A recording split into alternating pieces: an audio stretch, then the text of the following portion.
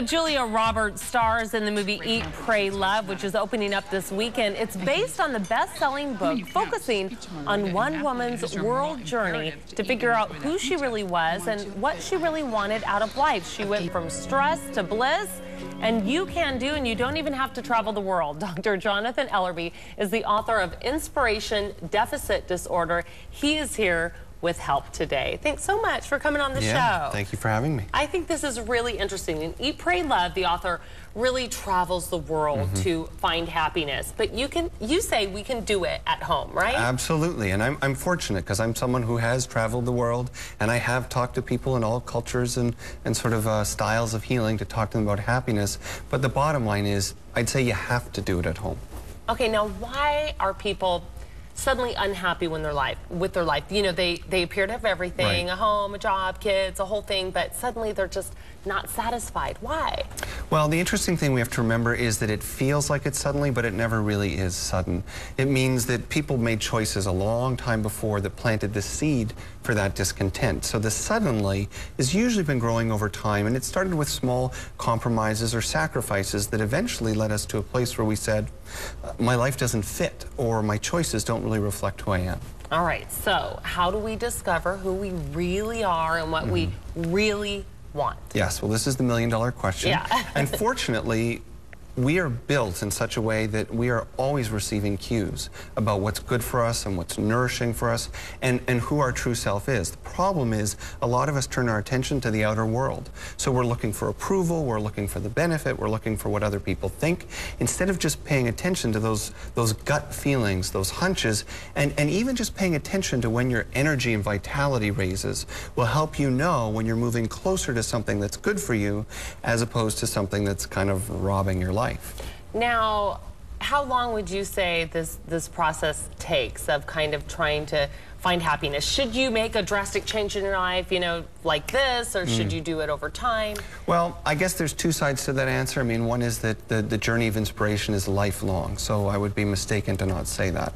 On the other hand, really with some good commitments over a weekend, a person could already begin to make some changes.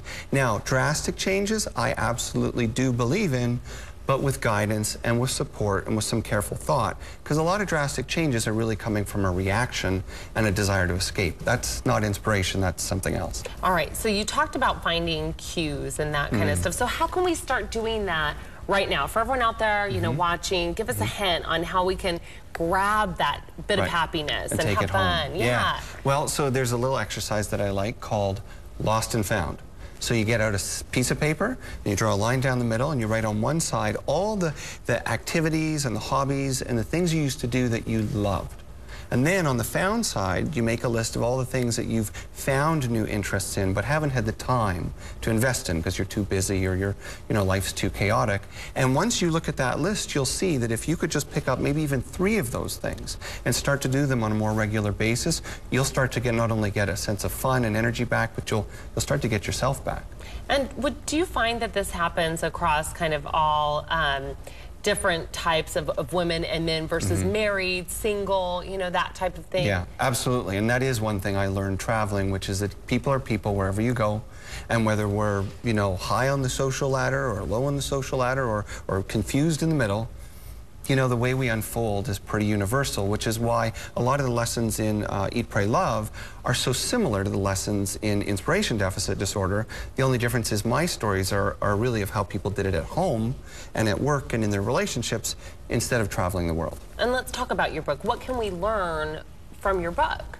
Well, obviously that could be a whole show, right? But probably the simplest and most important answer is that inspiration is a choice. A lot of people think that inspiration is something that happens to you sort of magically. Someone else gives it to you. It's sort of the responsibility of your loved one or God or the government.